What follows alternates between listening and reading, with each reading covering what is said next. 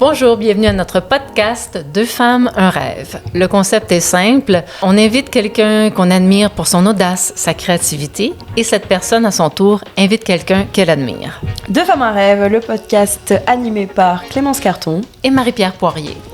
Et maintenant, place à notre commanditaire. Parce que oui, dès le premier épisode, nous avons la chance d'avoir un commanditaire. Cette commanditaire, ce n'est autre que la boutique sensuelle, oui, sur Saint-Laurent. Alors, ce n'est pas juste un sex shop où tu peux acheter des vibrateurs et de la lingerie fine. C'est bien plus que ça.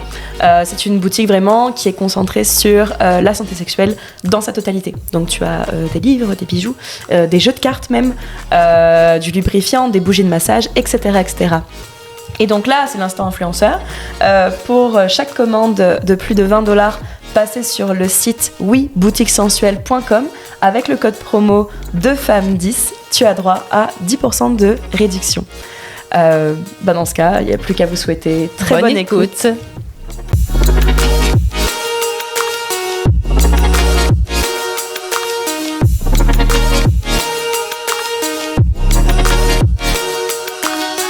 Bienvenue à notre podcast « Deux femmes, un rêve ». On est très contente de vous recevoir aujourd'hui. On reçoit Steven Bilodeau, oui. Humoriste. Oui. Aujourd'hui, humoriste. Oui. Allez, tu veux nous raconter ta vie d'avant? Ma vie d'avant, j'ai pas le choix de me la raconter. En fait, j'ai passé 20 ans dans l'armée. Ce qui a teinté beaucoup, mais qui a fait l'homme que je suis aujourd'hui. Puis content de venir à la rencontre d'une autre invitée que je connais pas du tout. Voilà. Donc, je suis très déstabilisé, j'ai peur, j'ai surtout hâte qu'on parle de nos rêves. Oui! C'est ça, c'est quoi le but du podcast? De parler de nos rêves. et donc, bienvenue à notre deuxième invitée, Evelyne. Donc, tu peux te présenter. Alors, comment je me présente? Comme tu veux. Pourquoi vous m'avez invitée? Alors, la ligne directrice qu'on a envers les invités, qu'on invite, ce sont avant tout des personnes qu'on admire et des personnes qui nous inspirent. C'est vrai? Ouais. Ouais. Merci. Moi, je suis plus connue, disons, pour mon parcours de sobriété et la création d'une communauté en ligne pour aider les femmes qui sont intéressées à arrêter l'alcool ou qui se questionnent par rapport à leur relation avec l'alcool. Alors, j'ai créé Sobre et Branché en 2020. Fait que, voilà. C'est une plateforme web? Oui, ça se passe pas mal tout sur le web, mais je fais aussi des retraites en vrai. OK. Donc, c'est des week-ends. Est-ce que tu as déjà participé? Oui. Ah.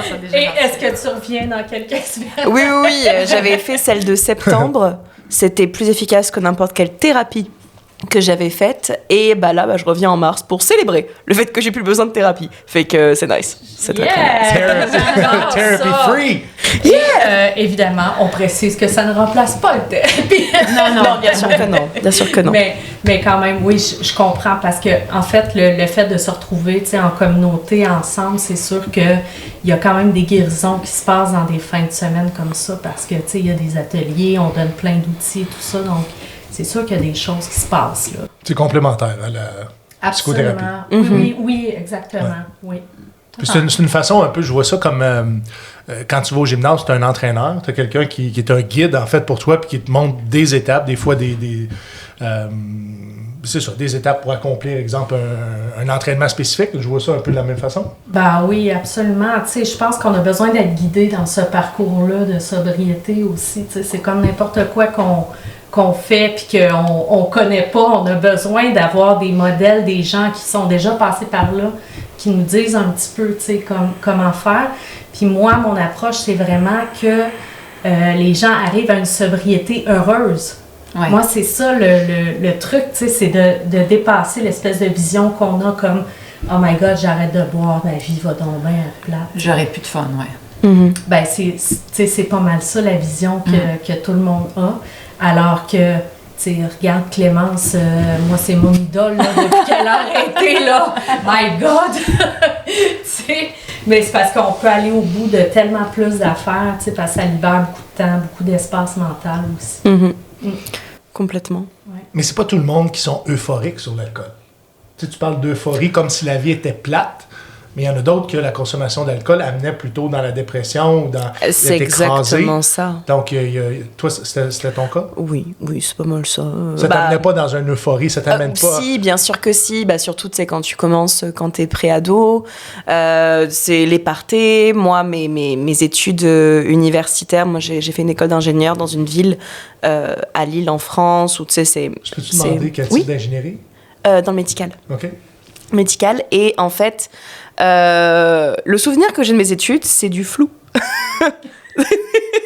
Parce qu'en fait, la culture universitaire, même un peu n'importe où, je dirais même en France, c'est pas mal, voilà, de profiter de la vie en buvant un coup. Le binge drinking, c'est très, très, très, très pratiqué à l'époque. Moi, je me rappelle des jeux pas forcément de beer pong, du beer contest où il faut boire le plus vite possible. Puis j'étais comme, hey les gars, tu sais, j'étais entourée des rugbymen, puis j'étais comme, moi, je bois plus vite que vous. Puis après, j'étais pouf. Est-ce qu'en France, vous utilisiez les entonnoirs? Ouais, ça, je l'ai pas fait par contre. J'étais pas aussi wild que ça, mais j'avais quand même tu sais, les désherbants à herbe. Tu sais, les push-push là que tu mets, t'as une énorme citerne. Moi, on m'avait désaltéré au rosé dans les trucs là. Mais tu vois, j'avais 17 ans, quoi. Enfin, tu sais. Et en fait, tu vois, tant que t'es dans un contexte universitaire, tout ça, je pense que tout va bien. Moi, j'ai eu la chance aussi quand même d'avoir des bonnes notes, d'avoir quand même pu avoir mon diplôme, tout ça. Et après, t'arrives dans la vie professionnelle, puis t'as le train de vie d'un étudiant avec le salaire on va dire, d'un adulte, d'un ingénieur. Ouais. Fait que là, c'était des tournées, des tournées d'alcool. Voilà, des tournées de payer des verres au bar, pouvoir t'offrir des cocktails plus chers. Forcément, des trucs qui te tapent un peu plus aussi. Là, la tournée de tequila, c'est pour moi. Les tech paf, on connaît. Et voilà. Et c'est vrai que quand je fais un peu le recul sur toutes mes années d'alcoolisme, parce que c'est comme ça que ça s'appelle, c'est pas mal. En fait, c'est juste que ça a amplifié mon état. Et je me rends compte qu'en fait, j'ai une sensibilité peut-être dépressive. Il y avait beaucoup de fois où je pleurais, beaucoup de fois où j'étais même méchante. Quand je buvais, je devenais une connasse, littéralement. Mais et puis j'ai décidé de arrêter, de me dire tiens, je vais peut-être essayer de couper ça. Ouais. Qu'au début t'oses pas te projeter et de dire je vais arrêter 5 ans ou quoi. Non, c'est impossible. Donc tu commences avec 1 mois, puis avec 2, puis tu te rends compte qu'en fait tu dors bien, tu te sens mieux, tu te sens même, comme tu disais tout à l'heure, t'as plus d'énergie, t'as plus t'as plus aussi d'espace mental. Ouais. T'as moins d'épisodes dépressifs. Oui, et t'as moins d'épisodes où le lendemain, tu te réveilles le lendemain, t'es complètement scrap, puis tu te dis, fuck, qu'est-ce que j'ai encore fait? Fuck, ça y est, j'ai encore cruisé un gars que j'aurais pas dû. J'ai encore, j'ai encore insulté une copine. Je suis encore partie dans ma rage. Tu te dis quand même, c'est problématique comme comportement. Et le fait d'avoir arrêté ça, c'est juste la confirmation. En fait, je suis juste un peu folle. Donc, finalement, je continue à faire tout ça. En fait, finalement, je le fais encore. Vous parlez d'arrêter, qui est l'abstinence. Il y a une autre façon aussi d'arrêter de consommer, c'est la réduction des méfaits. Du moins de façon progressive ou de façon permanente. Pourquoi ton approche à toi, elle est davantage au niveau de l'abstinence que de la réduction des méfaits? C'est une bonne question. Je pense que la réduction des méfaits ou la modération, c'est vraiment une porte vers l'abstinence. Parce que je pense que qu'est-ce qui se passe dans la réduction des méfaits, souvent ce qui va arriver, c'est que les prises de conscience vont être que c'est difficile de réduire, en fait, notre consommation. Très difficile. Une fois qu'on est rendu à quelque part, tu sais, si tu es habitué de boire une bouteille de vin par jour, puis je te dis, bois juste un verre, là, tu vas être frustré je sais pas si on peut sacrer, mais en tabarnak, tu sais. Tu seras pas content que je te dise ça, mais tu vas le faire pareil pendant une couple de semaines, puis à un moment donné, tu vas faire fuck off. Fait que moi, je crois que pour les gens qui ont un problème d'alcool, je pense que je déteste le mot abstinence, là. Moi, j'aime mieux dire sobriété ou rétablissement. Mais je pense que c'est la meilleure option. pour les gens qui ont un problème. Mhm. Ça va pas en s'améliorant un problème d'alcool, by the way, avec le temps. Tu sais. Il n'y a pas énormément de groupes de support non plus qui sont pour la réduction des méfaits plutôt que... De plus en plus, j'ai l'impression qu'on s'ouvre davantage à cette idée-là de faire de la réduction des méfaits plutôt que encore une fois, je veux dire abstinence, c'est le mot qui me vient en tête, mais je comprends que tu as une autre approche face à ce mot-là. Dans mon cas, je vais parler pour moi, je pense que c'est plus facile dans mon cas de faire de la réduction des méfaits plutôt que de l'abstinence. Ouais. Parce que l'abstinence amène ce que tu as nommé tout à l'heure, beaucoup de frustration. Beaucoup de frustration. Fait que, je ne sais pas si c'est propre à chaque personne. Mhm. Je pense que oui. Je pense que ça dépend aussi où est-ce que tu en es dans ton processus puis dans ta consommation. Exactement. Ouais. Si toi, tu es capable de faire de la réduction des méfaits puis de réduire ta consommation puis de modérer, ben c'est sûr que c'est une super bonne avenue pour toi. Tu sais. Mais c'est ça, je pense, c'est tellement personnel aussi, tu sais. Ouais. Puis je pense que ça fait moins peur aussi, des fois, de s'attaquer à ça, comme dire, OK, ben, tu sais, je vais commencer par modérer. Moi, je l'ai fait 1000 fois, là, ça, tu sais. Commencer par modérer jusqu'à temps que je fasse comme, hey, non, là, il va falloir que j'arrête. C'est vraiment la seule solution. Fait que je pense que ça peut être une bonne avenue. Puis c'est vrai, c'est pas tout le monde qui consomme de la même façon. Donc, effectivement, ça peut Parce qu'au début, j'en parlais, il y en a que ils vont être dans l'euphorie à force de consommer. Puis il y en a d'autres, comme moi, qui vont s'écraser, s'éteindre, puis jusqu'à aller faire dodo. Ouais. Fait que dans ce temps-là, ben, c'est pas nécessairement la consommation de choix. Puis là, on parle d'alcool. Là. Ouais. Donc, pour moi, la réduction des méfaits, dans ce sens-là, dans le sens que c'était pas, pour moi, l'effet n'était pas euphorisant, ben, j'étais plus le fun pour les autres d'en consommer moins plutôt que de m'abstenir, d'être frustré ou de trop consommer. Oui, ben c'est super intéressant. Puis ça dépend aussi, tu sais, la question qu'il faut se poser quand on veut comme entreprendre un processus de sobriété ou de réduction, c'est quoi les impacts de ta consommation dans ta vie? Parce que si tu prends une bouteille de vin par soir et tu n'as pas de conséquences, ben tu vas te dire, j'ai aucun gain à arrêter, tu sais. Fait que c'est plus ça, tu sais, c'est de voir si toi, ça change rien dans ta vie puis que ça n'a pas de conséquences, le fait, mettons, que tu vas boire un verre, tu sais, de temps en temps, ben c'est parfait, tu peux le faire sans problème, tu sais. Je pense que c'est ça aussi, c'est de voir la différence entre, tu sais, ce que Clémence vient de nous expliquer, elle se réveille, elle a fait des niaiseries, son téléphone est plein de messages odieux, tu sais. Non, mais tu sais, c'est un petit peu ça aussi, tu sais. Ouais. C'est l'état mental naturel puis ta disponibilité mentale dont tu as besoin. Moi, aujourd'hui, avec tout ce que je fais, je pourrais pas prendre de l'alcool. J'ai besoin d'être tout le temps allumée puis tout le temps d'être à 100%, tu sais. Mais c'est personnel. C'est ça, c'est tellement une situation qui est, enfin une décision qui est hyper personnelle. Comme tu disais, j'ai essayé la modération. J'ai essayé, je pense qu'on a tout essayé avant de se rendre à l'évidence qu'en tout cas pour nous, enfin moi je parle ça pour moi, on va tenter un dernier truc qui est d'arrêter totalement. Et finalement c'est ça qui marche pour le moment. Donc, mais en fait la modération, ça peut être très bien quand tu as une force mentale nécessaire, parce que quand tu dis par exemple, moi c'était juste un verre de vin, ben ta discipline et ton self-control n'est pas le même à la fin de ton premier verre de vin. À la fin de ton premier verre de vin, tout ce que tu veux, c'est un deuxième verre de vin. Et c'est là que ça part le plus en couille d'ailleurs. C'est quand tu essaies de modérer et que finalement... Tu dis, ce soir, je prends juste un verre. C'est sûr, tu te réveilles dans un dumpster. Merde, qu'est-ce que je fais ici? C'est qui, lui? De là ton expression partir en couille. mais c'est ça, chaque chemin est différent, et c'est vrai que la sobriété, c'est pas un sujet qui s'aborde avec n'importe qui, parce que en fait, quand on dit qu'on est sobre, il y a des gens qui peuvent vraiment le prendre mal, parce qu'en fait, c'est une réflexion de leur propre situation.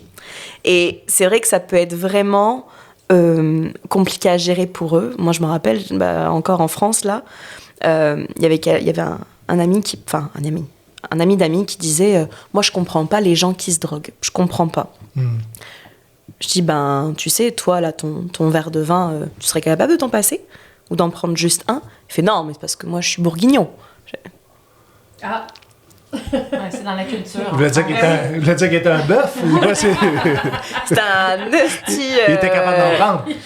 C'est pas ça, un bœuf bourguignon? Non? Un bœuf bourguignon, c'est mariné dans le vin, ouais. Mais il marine dans l'alcool. C'est dans le sens où il vient d'une région où le vin est très, Voilà, mais c'est aussi d'être comme ça, enfermé dans un double standard, de condamner, on va dire, les drogues, ce qui est à faire de toute façon. Mais à côté de ça, de mettre l'alcool sur un piédestal, j'ai essayé d'en discuter avec des confrères, des consoeurs en France. On peut dire qu'ils ne sont pas encore prêts. Mais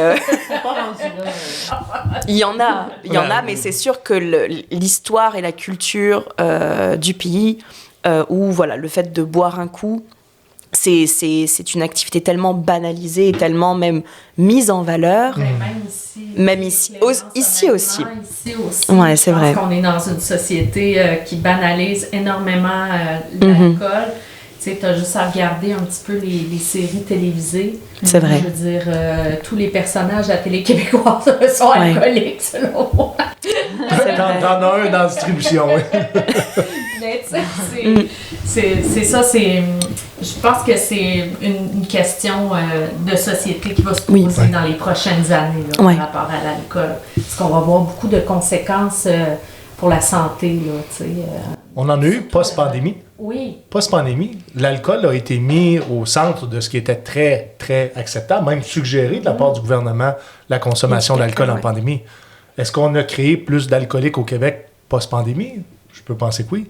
Mon opinion personnelle. Je n'ai pas de statistiques, j'ai aucune évidence à vous fournir, mais j'ai l'impression que plus une société, comme tu dis, met de l'avant que c'est acceptable de boire, même qu'il y a des vertus de boire parce que ça va te calmer les nerfs, ben on favorise la consommation de boissons alcoolisées.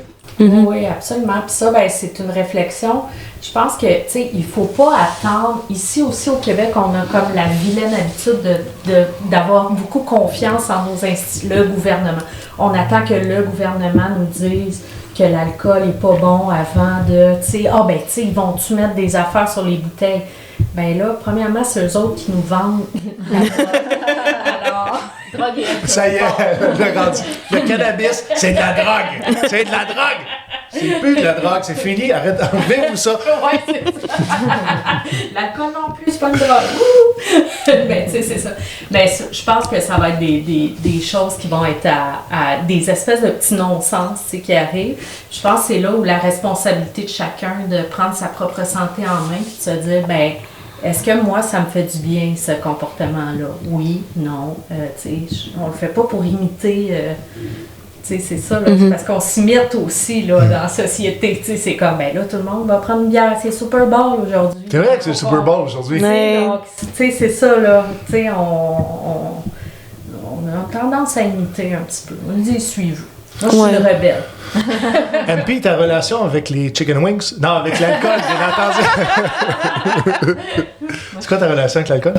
J'ai une relation très trouble avec l'alcool parce que j'ai été élevée par un alcoolique toxicomane qui était le mari de ma mère. Puis ça a vraiment détruit notre famille. Fait que moi, quand je vois l'alcool, pour moi, c'est quelque chose de très négatif. OK. Parce que on se rend pas compte de l'impact, c'est collatéral, les dommages. Fait que je sais que c'est une maladie. Enfin, il y en a qui disent que c'est une maladie, il y en a qui sont pas d'accord. Mais moi, j'ai vu mon beau-père dans des situations tellement difficiles que c'est très douloureux. Je pense que d'être alcoolique, c'est vraiment quelque chose de difficile parce que tu es prisonnier de ça. Et puis de s'en sortir, c'est extrêmement difficile parce que, tu vois, lui, il était dans plusieurs désintox. Il retombe à chaque fois. Puis là, ben, il a presque été, dernièrement, il a presque fini sans abri. À chaque fois que je vois un sans-abri, je me dis, cet homme-là, il a peut-être déjà eu un job, une compagnie, une famille, des enfants, puis là, il est en train de quêter. Tu comprends? Fait que derrière les gens qui ont un problème d'alcool, il y a énormément de souffrance.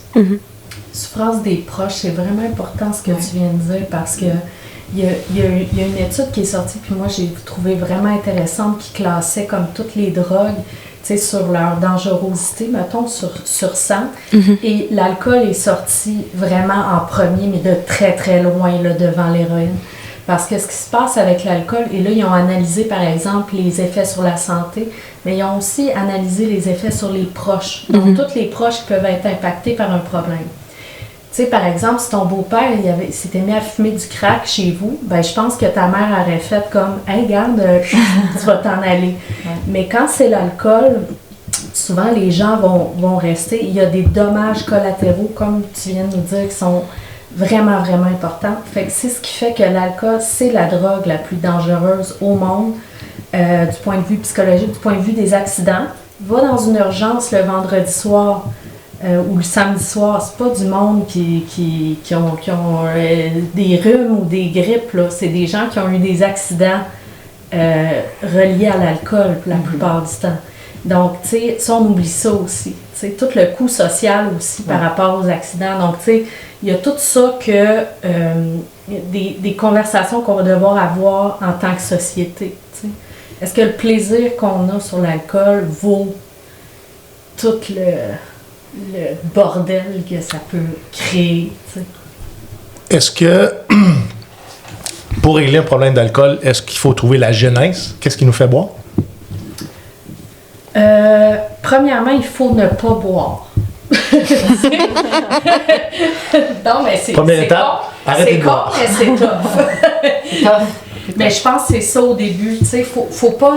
Moi, en tout cas, pour moi, là, ce qui est arrivé comme dans mon processus, ça a vraiment été d'apprendre comme la mécanique du truc. Comment je fais pour aller à quelque part sans alcool? Comment je fais pour fêter un souper de Noël? Comment je fais pour être ici en train de jaser avec du monde que je connais comme à peine sans alcool? Ça a été tout ça au début. Puis après, j'ai eu envie d'aller voir plus loin. Qu'est-ce qui faisait boire? Oui, c'est ça. Mais tu sais, avant ça, c'est toute la mécanique du truc. Puis ça dure quasiment 1 an. Qu'est-ce que tu dis à ceux qui boivent parce que c'est juste le fun? Pas pour geler un mal, pas pour fight or flight, là, se sauver d'une situation ou d'un état mental. Ouais. Qu'est-ce que tu dis à ceux-là? Ben, c'est parfait. C'est parfait. Tu sais, encore une fois... C'est plus difficile de se couper juste du plaisir quand il n'y a pas une motivation. Oui, c'est ça, absolument. Mais moi, ce que je veux, c'est que les gens qui ont du plaisir à boire puissent continuer à le faire, mais qu'ils soient informés des dangers de l'alcool, mettons, sur la santé, les vrais dangers de l'alcool qu'on connaît maintenant, mais que personne ne veut entendre. Tu veux-tu nous en nommer? Oui, il y a 7 cancers qui sont associés à la consommation d'alcool. Donc, le cancer du sein chez les femmes, hein? Oui, il y a une grosse augmentation, même à partir de 2 consommations par semaine pour une femme. Ça peut faire augmenter les risques de cancer du sein de, je ne sais pas combien de pourcents, mais tu sais, même si ça serait juste 1%. Ça, c'est prouvé. On veut pas. Oui, c'est prouvé, oui. Oui, absolument. Parce que ce qui se passe aussi, c'est que quand on prend de l'alcool, notre sommeil est perturbé et tout ce qui doit se faire, tu sais, le corps a énormément de fonctions qui se passent la nuit. Mais là, si le corps privilégie le fait d'être en train d'éliminer un poison, en fait, c'est ça qui se passe. Là, il fait comme... Hey là, tu sais, il y a une urgence. On est en train de s'empoisonner. Fait que là, il travaille comme toute la nuit à rétablir le corps, à rejeter en fait ce poison-là. Donc, ça fait que les fonctions normales qui doivent être faites la nuit par le corps, les fonctions réparatrices, sont pas effectuées. Alors, c'est ce qui peut créer des maladies à long terme. Et bien là, expliqué. les recherches actuellement, tu sais, il y a très peu de recherches, là, c'est très nouveau, mais au niveau du cerveau, la démence précoce, ils sont même en train de dire peut-être Parkinson, il y aurait comme des liens et tout ça, là. Mais tu sais, c'est très, très nouveau, fait que... mais c'est prouvé que le cerveau rapetisse avec la consommation d'alcool. Alors, moi, j'adore mon cerveau. Je veux pas Mais pas qu'il sèche! Non, mais il y a un docteur qui parle beaucoup c'est un neuroscientist, parce qu'il est en anglais sur Instagram, puis il parle beaucoup des relations de l'alcool avec le cerveau, puis il dit tout le temps « If you love your brain, don't drink alcohol ». C'est comme sa phrase, puis je suis comme « je me le dis des fois, des journées où c'est tough, tu sais, je suis comme « Je veux mon cerveau en santé ». Non, mais moi, ça serait comme... Tu sais, vraiment la pire des affaires qui pourraient m'arriver. Tu sais, il y a des gens que c'est comme, moi, devenir aveugle, je serais pas capable, ou tu sais, perdre mes jambes, mais moi, c'est comme, perdre des fonctions de mon cerveau, ce serait ça, là, une tragédie pour moi, là. Il y a une chose qu'on a en commun, c'est que, j'ai écouté les entrevues qu'elle a fait, et il y a une chose qu'on a en commun, c'est qu'on s'est pris en main avant de toucher le fond. OK? C'est pas commun. J'ai envie de savoir, toi, qu'est-ce qui t'a motivé à pas aller jusqu'au fond et à te prendre en charge avant? C'est une super bonne question. Est-ce que tu es quelqu'un d'hypersensible? Oui, absolument. Donc, tu es dans ton corps? Oui, absolument. Mais, je me suis demandé si c'était pas ça, un peu d'être davantage connecté avec comment on se sent. Puis tout le temps. Pour ne pas avoir à se rendre au fond, capable de peut-être se projeter dans l'avenir. Qu'est-ce qui va être le fond? Est-ce que je veux vraiment ça? Oui, puis je pense que c'est le fait aussi d'avoir une petite étincelle, un rêve.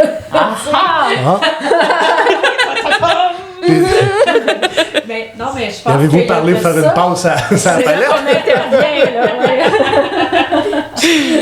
Mais, tu sais, je pense que c'est un peu niaiseux, mais c'est ça, tu sais, c'est que moi, pendant la pandémie, un petit peu avant d'arrêter, tu sais, moi, j'ai tout perdu. J'ai une entreprise d'entretien commercial. Tu sais, je faisais... tu sais, ma business allait super bien. J'allais faire mon meilleur mois ever, tu sais, mars 2020, puis tout. Puis là, 2 semaines après, j'ai plus de clients, tu sais.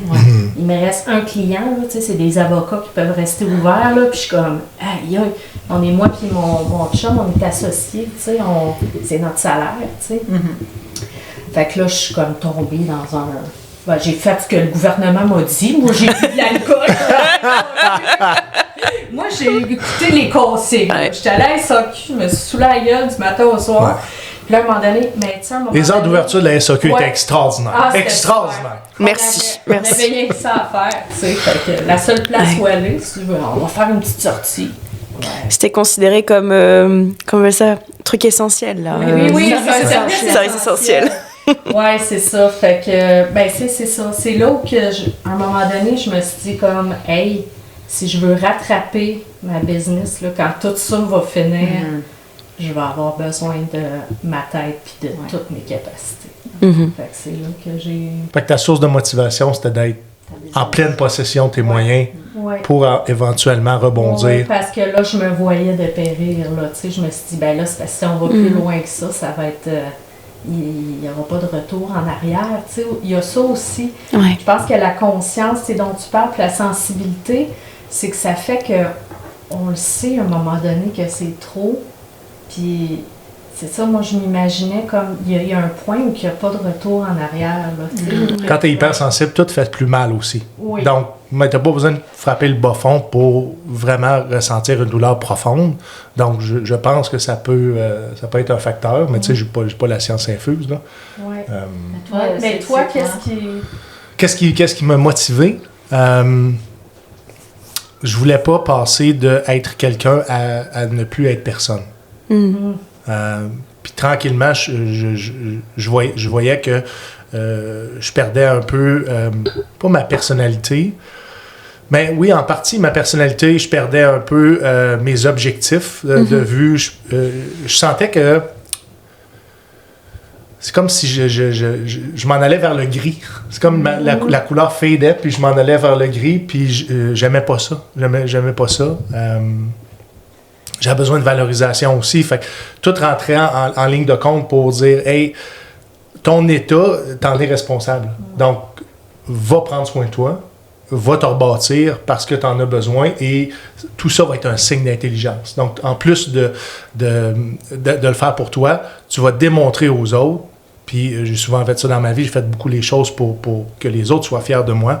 Mais c'est un peu comme un défaut qui m'a propulsé vers vers la prise en charge de mes problématiques. Et toi, ça a décollé dans la dernière année, Steven, là, parce que moi, je t'ai rencontré la première fois dans des open mic. Là, tu sais, comme on faisait Ça, on peut mettre les gens en perspective. Oui. On s'est rencontrés, je pense, en 2019. En 2020? Moi, j'ai commencé en 2022. En 2022? Oui. Ah, OK. En 2022. Ben, oui. J'avais déjà, mars 2019, première scène en anglais. Donc, j'avais peut-être 2 ans d'expérience quand on a commencé à se fréquenter sur les open mic. Ouais. On a eu une belle connexion, pour vrai. Je sais pas si tu te rappelles, mais j'ai l'impression qu'il y avait une connexion de l'esprit qui est arrivée avant même qu'on se parle. Et c'est grâce à toi si aujourd'hui je fais un podcast parce que tu m'as invité au tien. Oui. C'était ma première expérience, j'avais jamais fait ça, puis j'ai adoré ça. Oui. J'avais toujours eu le rêve de faire de la radio, puis je trouve qu'un podcast, c'est comme l'équivalent. C'est la même chose. De faire ma propre émission. Le podcast est de la radio. Je fais de la radio commerciale aujourd'hui, je vous confirme que vous faites de la radio en ce moment. Là, c'est ça. Toi, donc, quand on s'est connus, tu faisais des open mic, puis là, tu as fait le festival Juste pour rire. Oui. Puis là, après ça, ça a décollé, tu fais de la radio. Comment ça s'est passé tout ça? J'ai de la difficulté des fois à tout expliquer ça. Je pense que le fait que j'ai une expérience de vie, un bagage, amène un intérêt dans le grand public. Donc, ça m'aide beaucoup à vouloir aller performer dans un médium ou dans un autre. La radio, je pense, est arrivée suite à justement cette volonté de vouloir communiquer, rentrer en contact avec l'autre humain. Puis, je me suis découvert des talents d'animateur. Et de fil en aiguille, le podcast m'a amené à être meilleur, à avoir des meilleurs réflexes, à faire beaucoup plus d'improvisation. Et la sensibilité que j'ai m'amène aussi à être en entrevue de façon un peu différente des fois des autres parce que j'essaie de me connecter cœur à cœur, plutôt que juste me fier sur mon travail de recherche, puis cérébralement, qu'est-ce que je veux apprendre de cette personne-là. Parce que des fois, ce que l'autre va nous apprendre, c'est pas du tout la direction que nous, on s'était donnée. Puis tu t'en vas pas donner une direction différente à un être humain qui a déjà son chemin tracé. T'embarques juste dans son sillon et t'essaies de voir comment cette personne-là a fait pour naviguer. Donc, de fil en aiguille, je pense que je me suis développé des belles qualités d'animation. On m'a invité, le podcast a été... Juste pour rire cette année.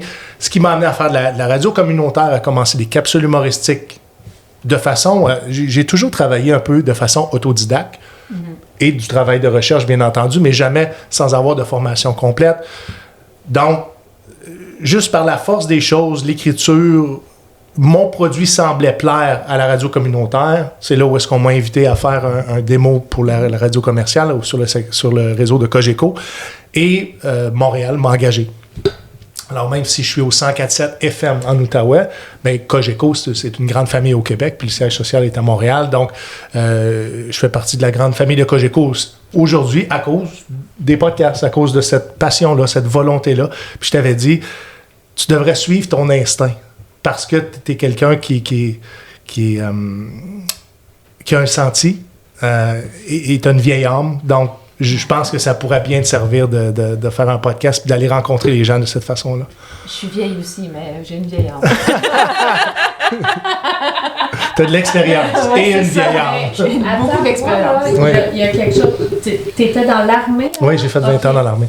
Là, c'est ça. Là. C'est ça là, qu'on veut savoir. Qu'est-ce qui s'est passé? Mais, c'est quoi le... Quand tu dis qu'est-ce qui s'est passé, j'aimerais ça que tu précises le fond de ta pensée. Non, mais est-ce que tu vois l'armée de façon positive ou négative? Honnêtement, les filles, préparez-vous, je pose la question après. Ouais, j'ai pas de sentiment particulier par rapport à ça, mais c'est sûr que moi, je pense que ça peut être bon pour les individus. Pour vrai, l'armée, je pense que ça peut être très bon pour les individus. Maintenant, après, est-ce que l'armée, en tant que... entité dans le monde, est-ce que... Je sais pas. J'ai l'impression que... La première question à te poser, ça serait pour ou contre une armée dans un pays. Ce serait ça? Ben, tu sais, là, c'est ça. Je pense qu'on n'a pas le choix, là, dans comment le monde est aujourd'hui. Je pense qu'on n'a pas le choix d'avoir une armée. Toi, ta question, c'était plus comment tu passes de soldat à humoriste. Oui, c'est ça. Oui. Mais peut-être qu'il y a eu... Mais parce que vous allez voir où est-ce que je m'en vais avec ça. Oui, c'est ça, mais je pense les gens qui se questionnent sur la raison qui a motivé le jeune homme que j'avais à 20 ans de rentrer dans l'armée, bien, ça doit être questionné. Tu sais, pourquoi je rentrais dans l'armée avant de dire pourquoi tu as fait ce changement-là? L'armée convenait à moi et à mes besoins à cette époque-là. Puis souvent, les gens vont avoir un grand jugement sur le fait que, sciemment, j'ai fait la décision d'aller servir les Forces armées canadiennes. Mais je ne l'ai pas fait dans le même contexte qu'eux ont quand ils posent le jugement sur ça. Moi, je l'ai fait pour aller avoir une pension, pour avoir un salaire, pour vivre l'aventure. Vous n'avez pas entendu rien d'armée encore. Donc, je voulais me définir comme homme. Je voulais devenir un homme comme mes modèles ont été des hommes. Et ça passait au travers d'avoir des gros muscles, avoir un uniforme, d'être respecté, de vivre, de sortir de mon patelin. Tout ça avant même de savoir qu'est-ce que j'allais exécuter comme travail. Je savais même pas, en signant dans le métier que j'avais choisi, qu'est-ce que j'allais faire comme métier. Et j'ai réalisé plus tard, avec l'introspection, que je suis allé là parce que j'avais besoin d'une famille. Mon éducation n'était pas complète. J'avais besoin de vraiment de devenir un homme de cette façon-là parce que c'était elle qui me convenait pour moi, mais comment j'étais bâti. Puis j'ai réalisé que j'avais fait le bon choix parce qu'on dirait que j'étais constitué pour faire la nature de ce travail-là sans même le savoir. Est-ce que dans ce cheminement-là, dans cette carrière-là, ça allait à l'encontre de mes valeurs personnelles que j'ai eues au travers de la religion catholique ou de mon éducation? Oui. Oui, mais ça reste quand même un travail. Tout le monde fait un travail. Il y a des choses dans lesquelles vous êtes d'accord, il y en a d'autres que vous n'êtes pas d'accord. Au fil d'une vie, ta pensée et ta perception des choses évolue. La mienne a évolué avec la carrière, mais aussi j'ai évolué dans ma carrière aussi parce que j'ai commencé comme fantassin à l'infanterie pendant 10 ans pour après ça devenir policier militaire parce que mes vraies aspirations étaient d'en protéger et servir. Ce qui est aussi un peu le rôle de l'armée, mais d'une façon complètement différente. Parce que c'est pas sur les mêmes bases. Il faut comprendre qu'en arrière aussi d'un service militaire, il y a des politiques. De ton propre pays. Et il y a une collaboration internationale.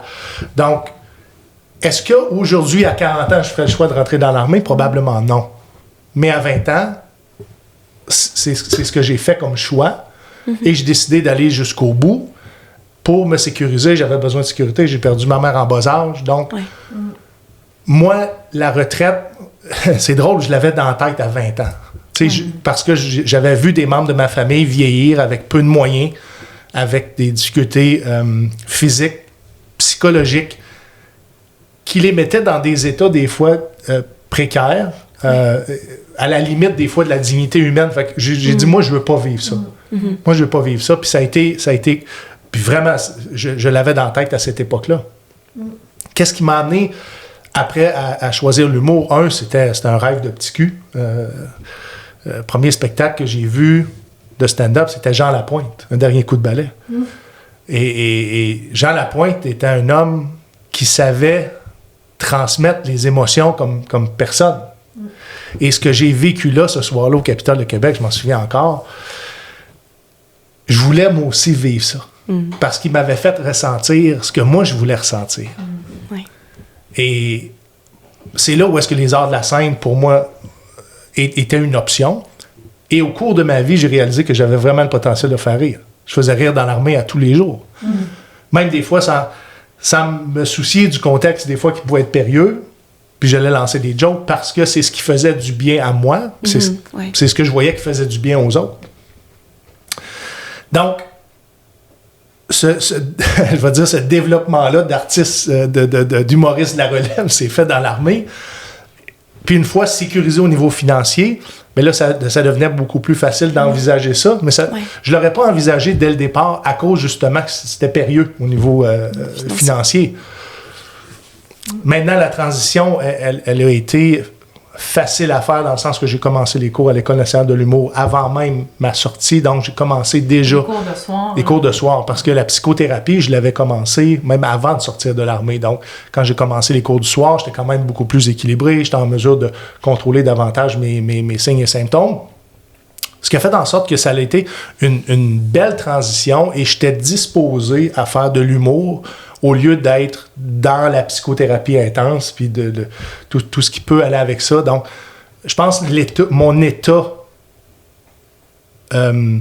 est peut-être un facteur du fait que ça a bien fonctionné dès le départ. Je n'avais pas cette charge financière-là de rapporter de l'argent à la maison. Donc, j'étais dans le plaisir, dans le jeu. Ouais. C'était pratiquement de façon récréative. Ouais. Exactement. J'abordais ça de façon récréative. Puis je m'étais toujours dit, parce que ça se pouvait que tu sois drôle dans la vie sans être drôle sur une scène. Bien sûr. Je me suis dit, si je suis pas drôle sur scène, ou si je sens que ce que je veux aller vivre, je suis pas capable d'y accéder. Parce que c'est pas juste de faire rire, mais c'est d'aller... Moi, ce que j'avais besoin, c'était une vraie connexion humaine avec les gens. Puis c'est pour ça que le stand-up me parlait autant, contrairement au théâtre, où est-ce que tu as un quatrième mur. Je voulais vivre ça avec les gens. Donc, on peut faire un parallèle entre être entouré de beaucoup de personnes dans l'armée et de vouloir reconnecter avec beaucoup de personnes au niveau de la scène. Puis je m'en allais combler des besoins comme le besoin de vivre intensément, de vivre l'adrénaline et d'apporter des grandes sensations qui allaient me faire sentir vivant au final.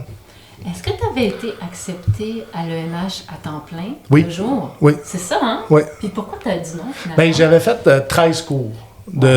13 cours du soir. C'était quand même pas mal. Là. J'ai repris des cours. J'ai repris des cours 2-3 fois. Il y en a qui ont dit que j'ai pas compris. Mais j'avais très bien compris. Je voulais continuer de travailler fort, d'être poussé d'un fesses pour écrire. Puis d'aller performer. Ouais. Exactement. Et plus que tu avances comme humoriste de la relève, plus qu'il y a de la pression des pairs aussi que ton prochain numéro va être meilleur que ton dernier. Donc, cette pression-là, moi, je performe beaucoup sur la pression. J'en avais besoin. Et ça a été salutaire parce que, oui, ça l'a pris. J'ai été accepté au programme de jour qui s'appelle Création humoristique.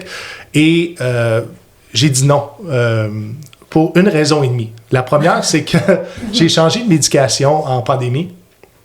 Je prenais de la médication chimique et là, le cannabis médical est arrivé dans ma vie. Okay. Donc, j'ai tassé la médication chimique qui, elle, scrapait mes reins pour du cannabis médical et principalement pour aller donner un break à mon système. Ouais. Mes reins étaient déjà pas bons parce que j'avais consommé de la scrap dans ma vie comme produit d'entraînement. Donc, mes reins ne fonctionnaient pas à 100%.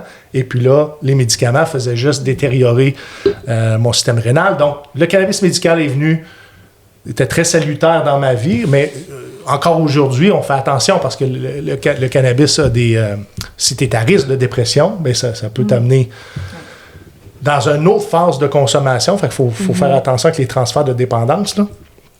Mais c'est principalement parce que avec cette médication-là que je prends pour la nuit, avec la dose que je prends dans la nuit, le matin, je suis très peu fonctionnel. Okay. Donc, d'un commun accord avec l'école, quand j'ai exposé mes problèmes de santé, puis tu sais, ça n'allait pas m'aider d'essayer de changer ma routine, parce que si on change une routine qui est gagnante, bien, ça se peut qu'on arrive avec une routine qui est moins gagnante. Donc, l'école a suggéré, bon, regarde, on va essayer de t'accompagner autrement. Puis l'école m'a convoqué à un moment donné. C'est Louise et c'est la directrice des programmes qui était à ce moment-là, son nom m'échappe, m'ont convoqué dans une réunion et eux étaient prêts à me donner le support surtout en gestion de carrière, parce qu'ils voyaient que où est-ce que j'étais rendu dans ma petite carrière comme humoriste de la relève, j'étais quand même avancé. Et ce qui aurait été profitable pour moi pour franchir les prochaines étapes, c'était la gestion de carrière. Donc, c'est là où est-ce qu'ils ont offert une aide qui était parallèle à l'école pour être capable de m'accommoder. Tu sais, quand on dit que l'École nationale de l'humour sont très humains, ben ça, c'est un exemple de l'humanisme de Louise Richer et de son équipe. Puis toi, Evelyne, t'as fait tes auditions, t'as fait une application. Oui, c'est ce qu'on a découvert tout à l'heure. Mais là, faut se remettre en contexte, là, parce que ça fait comme 20 ans de ça, là. Moi, j'avais... J'ai 43 ans. Dans ma tête, je m'aurais dit, raconte-nous une joke! Ça, c'est une surprise! Mais oui, j'avais envoyé des textes pour être en écriture humoristique. Programme d'auteur, oui, c'est ça. Puis c'était vraiment drôle parce que j'avais un peu triché en envoyant mes textes. Comment ça? Je les avais écrits avec un humoriste qui était comme déjà... Confirmé. Qui était déjà confirmé, tu sais. Ouais. Mais moi, c'était juste comme... Je me cherchais, là, dans ce temps-là, on va dire ça de même. T'étais en période j'étais d'essai. quand même, ouais, puis tu sais, on peut dire que j'étais drunk pas mal souvent aussi, fait qu'il y avait un petit peu de flou. Bienvenue dans le milieu! Ouais, j'aurais été parfaite, finalement, je comprends pas. Mais c'est ça, je me suis pointée comme à mon... Tu sais, c'était une entrevue, puis... Tu sais, moi, je suis arrivée là, écoute, là, on parle de il y a 20 ans, là, j'étais quand même une belle petite jeune femme, là. Fait que je suis arrivée là-bas avec une jupe, genre, à ras le minou, puis tout ça, puis là, c'était 2 gars qui étaient là, puis là, comme, on veut rentrer, puis là, il était comme, ben, toi, tu veux écrire? Je suis là, oui, moi, je veux écrire, tu sais. Puis là, il était là, pourquoi tu vas pas en interprétation, tu sais, genre une belle fille comme toi, tu sais. Puis là, j'étais comme vraiment insultée. Fait que là, j'avais comme foiré le reste. Mais tu sais, c'était pas sérieux, là. Tu sais, moi, là, sérieux, tu sais, j'ai toujours voulu comme écrire de l'humour. Pour vrai, là, moi, je vous admire tellement parce que j'aimerais vraiment ça. Enfin, ça serait comme un rêve, un moment donné, faire un numéro de stand-up. Est-ce que tu veux un petit spot dans notre open mic à un moment donné? Ah, je sais pas. Mais là, non, mais Si tu y vas, j'y vais. Ah, bon. OK, mais là, faut que quelqu'un m'aide pour mes textes. On va t'aider. Bah, on va t'aider. Hey. Ben oui. Mais là, je fais serait une malade, maîtrise. Moi, ça. je suis auteure, là. Je fais une maîtrise en ce moment en écriture, mais je fais une maîtrise en écriture sur la mort. Pour vous dire comment que... Ça peut être très drôle. Moi, j'étais sûre que j'allais être humoriste, puis finalement, je suis comme... Oh oui, la mort dans la littérature, tu sais, je suis comme super intello, finalement, tu sais. Mais c'était ça, tu sais. Ouais, fait que ça a été une de mes affaires, mais tu sais, il y avait une joke qui roulait là, dans le temps, là, c'était comme, mais en quoi t'as-t-elle pas étudié, tu sais, parce que je disais, c'est tout le temps des affaires, tu sais, moi, je me cherchais comme C'est normal. un parcours, tu sais. Tu cherches à ta place. Oui, puis je savais que ça allait être en rapport avec l'écriture, quelque part. Fait que je savais pas comment ça allait aller, mais c'est ça. Là. Finalement, j'ai écrit des affaires super dramatiques. Là. Fait que... Les femmes, t'as ouvert une porte. J'ai envie de vous poser la question. Vas-y. Comment est-ce que vous trouvez ça, les humoristes femmes qui s'hypersexualisent sur la scène? Ça dépend comment tu le fais. C'est quoi votre opinion?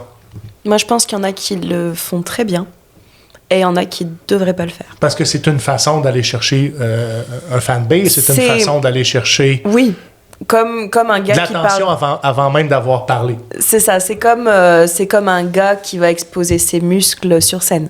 Tu penses ça à moi quand tu dis ça? J'ai l'impression qu'elle te regardait pas mal. Non, mais dans le sens pour que tu... Entre guillemets, pour que... Pour les hommes, c'est Oui. contre-productif, je pense, de montrer ses muscles sur scène. En fait, ça peut être sert un a pas bien la priori. comédie, En fait, je pense. qu'il faut bien composer avec ça. En fait, là où ça provoque le rire, c'est quand le physique est pas en contradiction, mais clash avec le texte. OK? Ça marche tout le temps.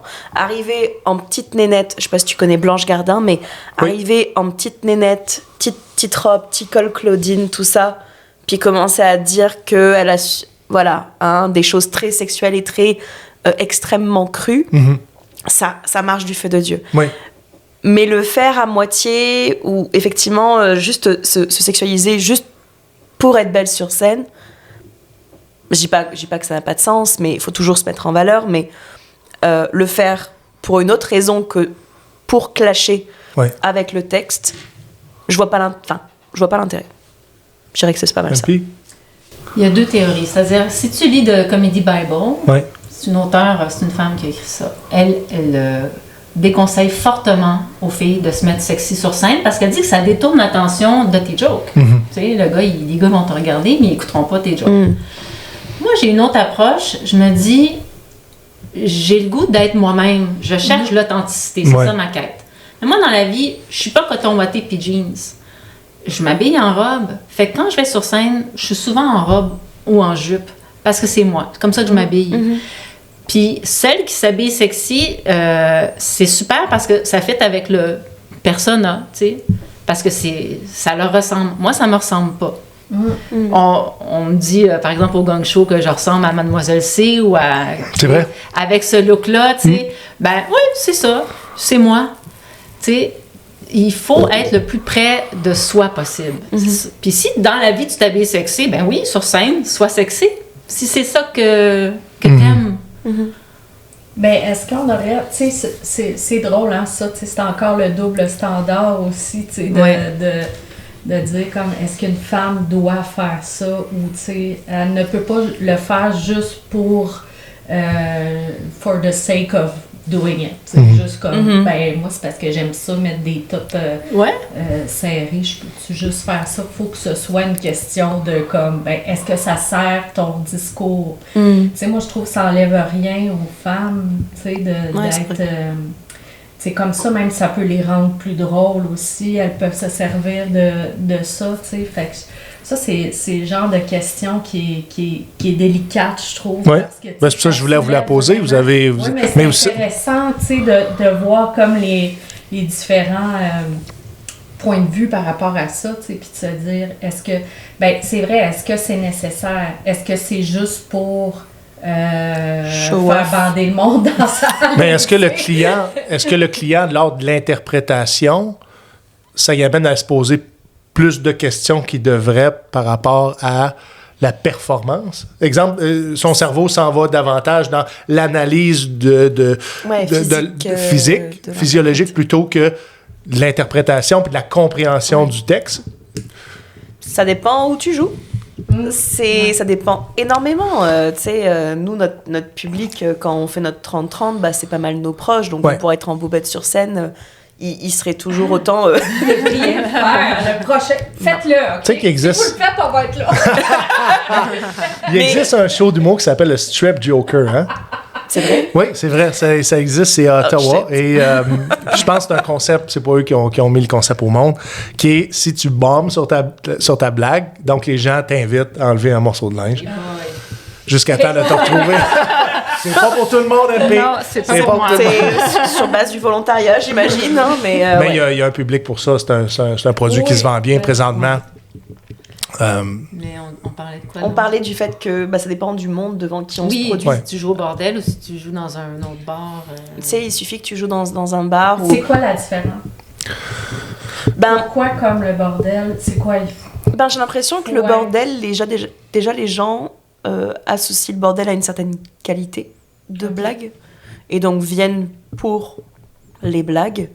À contrario de peut-être parfois certains bars où il y a une scène qui est improvisée, ou par exemple, je sais pas moi, c'est les habitués du bar, puis ils vont commencer à dire mais qu'est-ce qu'elle fout celle-là sur scène, tu vois ce que je veux dire, d'être moins, tandis que quand tu vas soit au bordel, au terminal ou dans d'autres scènes peut-être connues ou quoi, les gens viennent pour voir l'artiste, pour rire, pour comprendre la blague. Ils ont, on va dire, c'est ça. Tu choisis ta standard. Voilà, tu sais pourquoi tu es là. Quoi. Donc, ils vont avoir un respect de l'artiste, même si l'artiste se produit de façon sexy. Pour moi, plus, oui. Ah oui, c'est une bonne explication. Ouais. C'est plus intéressant probable. aussi. Même à la télé aussi. Tu sais, par exemple, ça peut être quand même, là, les belles filles, tu sais, ça peut être intéressant pour des producteurs télé. Vendeurs, ouais. Ça peut être plus vendeur d'avoir... Tu sais, moi, je sais pas. Là, ouais. En humour, je ne crois pas. Je pense que Comedy Bible donne une bonne direction de s'habiller le plus sobrement pour être capable de vendre ce que tu as à vendre. Donc, c'est tes textes, ton interprétation, ton jeu. Tu ne pas attirer l'attention. Moi, y en a pas. Je suis davantage attiré par... En tout cas, sexy, j'en vois aucune. J'irais... Non, j'irais pas... Non, mais j'ai pas dans le sens... Ouais. Non, je comprends. Après, tu sais, même je regarde les humoristes que je connais françaises, non plus. Non plus. Hein? C'est jamais un truc, je dirais, provoquant, ou en tout cas, moi-même, je suis comme, check ça, c'est tonton. Non. Mais je pense que l'humour est plus associé, quand même, a toujours été plus associé comme les femmes humoristes à l'intelligence, tu sais, d'une femme, tu sais, beaucoup plus que comme, oh my God, c'est ça, ça c'est des vedettes de cinéma. Là, du côté américain, les Américains, je pense que ça fonctionne bien. Je sais pas. J'ai pas la science infuse dans ce domaine-là, Ben, j'avoue. Vous avez juste à changer de sujet, les filles. Mais non, mais c'est intéressant de voir comme les points de vue par rapport à ça. On brainstorm. Ben ouais, on brainstorm. Ouais. Bah tu vois là par exemple, très bonne anecdote, c'est qu'en fait demain, je vais aller voir Jeff. Ah, J'ai qui, pris Jeff? rendez-vous avec Jeff. c'est notre invité de l'épisode 13. OK? Qui est styliste. C'est un styliste? C'est un styliste et en fait il a une entreprise de stylisme où en fait il peut te trouver des tenues par rapport à des événements ou vraiment t'habiller régulièrement. Ouais. Et lui son fil conducteur c'est que tu te sentes bien dans les vêtements, que tu te sentes à l'aise, puis surtout tu te sentes beau, belle, genre vraiment mis en valeur. Et je me suis dit, pour le spectacle, je vais faire appel à lui parce que je veux shiner mon gars. Ok. Pas forcément être... Et si la tenue qu'il m'a trouvée, c'est un grand décolleté et je me sens bien dedans, bah let's go. Mais est-ce que je porterais ça dans un bar où il y a des billards et des machines à sous? Pas forcément. Tu vois, c'est... Je pense... C'est au cas par cas. C'est bien Chaque dit. occasion, C'est bien dit. chaque type d'audience, aussi chaque type de sujet qu'on aborde dans l'humour. Tu sais, moi qui aborde le sujet de la sobriété devant Mike Ward au Gong Show, c'était peut-être pas la meilleure des idées. Hein? Pourquoi? Tu savais pas que ça allait être lui. Je savais pas que ça allait être lui. Tu sais, non. ceux qui connaissent pas le Gong Show, c'est que t'arrives et tu sais pas ça va être qui le juge. Tu sais le jour même, ouais. Et donc, elle, son numéro, c'était sur la sobriété. Ouais. Même, il a pas trippé, Mike Ward. Est-ce que c'est confrontant? Mais c'est ça. Pourquoi? Est-ce que c'est confrontant, justement, de parler de sobriété devant des gens qui sont des alcooliques fonctionnels? Confrontant pour eux. Confrontant pour eux, ouais, c'est ça, j'aime ça. Mais Moi, confrontant honnêtement, au niveau du rejet, peut-être? La possibilité de rejet, la possibilité de jugement, la possibilité de ne pas pouvoir s'associer avec quelqu'un parce que, justement, le besoin de consommation est tellement grand et le besoin d'abstinence est tellement grand que ça crée une tranchée. On n'est pas tous faits pour s'entendre avec tout le monde. Hein. De manière générale, c'est con, mais quand tu arrives à un party, tu fais très vite le tri. Hein. C'est un très bon tri naturel. Sobre, Oh my God! T'es laser focus, c'est pas toi. Mais c'est facile, il suffit que la conversation tourne à la non-bienveillance et le fait d'imposer sa façon de voir les choses. Ben, après, je pense que toi et moi, on n'est pas non plus des sobres radicales non plus. Moi, je cherche pas à convertir les gens à ma secte. Comment ça s'appelle ta secte? Trouve un nom. Je sais pas. Sobre et sexy. Ouais, sobre bonasse, un truc comme ça.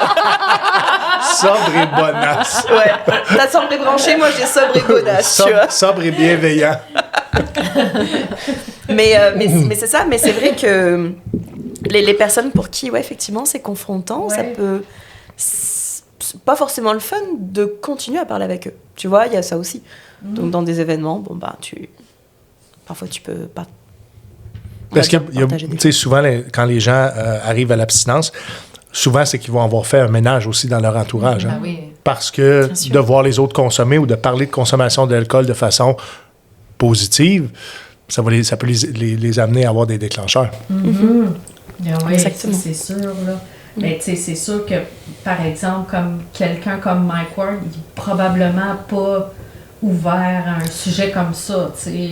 C'est sûr que peut-être... Moi, je suis sûr qu'il est ouvert à la discussion. Est-ce que la volonté de changer un comportement qui, dans son cas, est un comportement qui est équilibré, tu sais, il arrive à être très fonctionnel dans sa consommation. À date, je pense pas qu'il ait de problème. Ça, c'est pas important. C'est savoir est-ce qu'elle est drôle ou pas, en mettant de côté pour lui cette problème. Tu sais, on est des humains, hein. Quand on juge quelqu'un, on juge avec nos filtres, nos fils puis nos... Mais c'était pas face à Mike, mais dans la vie de tous les jours, tu sais, le fait qu'aujourd'hui on fait un podcast, on parle de sobriété, ça peut être pour certains un répulsif parce qu'ils sont dans la consommation et sont dans une consommation où est-ce qu'ils ont besoin de ça pour fonctionner. Oui, mais moi, ça me faisait chier avant, le monde parlait de sobriété, là. Les haïssais, là. Donc, la réponse est oui, ça peut être confrontant. Oui, ça peut, ouais. Hey, si la gang qui ne savent pas avoir du fun, là, Ouais. bye! Pourquoi c'est important de parler de sobriété de façon publique? Ben, parce que pour aider les gens qui sont dans un questionnement ou qui ont envie de changer, je pense qu'on manque cruellement de modèles dans ce... Ou, tu sais, c'est des modèles peut-être un peu... comment dire... tu sais, je pense qu'il y a une nouvelle façon de voir la sobriété, là, aujourd'hui, ou que c'est plus valorisé, ou quelque chose d'expérience positive, là, beaucoup plus qu'avant, là, tu sais. Donc, je pense que c'est important d'avoir des modèles aussi qui démontrent, tu sais, qu'on peut se pousser plus loin aussi, si on se débarrasse de ce problème-là à quelque part. Puis la sobriété, quand on entreprend un processus, c'est que ça nous oblige à faire un processus de croissance personnelle aussi. Ça, je pense que c'est bon pour tous les êtres humains. Fait que tu as un problème d'alcool ou une autre sorte de problème. Hein. On peut être dépendant aux personnes, on peut être dépendant... Il y a du monde qui regarde la pornographie à longueur de journée. Un trouble alimentaire. Un trouble alimentaire, ça peut être toutes sortes d'affaires. Mais je pense que quand on s'en va vers un processus de rétablissement, ben là, on est comme condamné à devenir une meilleure personne. Puis ça, ben qui n'a pas envie de faire ça, tu sais, à un moment donné aussi, là, dans sa vie. Je pense que, tu sais, tu l'as dit tantôt, tu sais, tu as dit ta décision de rentrer dans l'armée, c'était quelque chose qui te faisait bien quand tu avais 20 ans. Puis là, ben, à 40 ans, tu as re-questionné ça. Mais ça peut être la même chose pour notre relation avec l'alcool. Moi, à 20 ans, super cool, le party, toute ma vingtaine, yes, parfait. Ma trentaine, ok, ouais, je commence à boire ça, tu sais. Fait qu'il a fallu, faut re-questionner ça, à un moment donné, nos choix.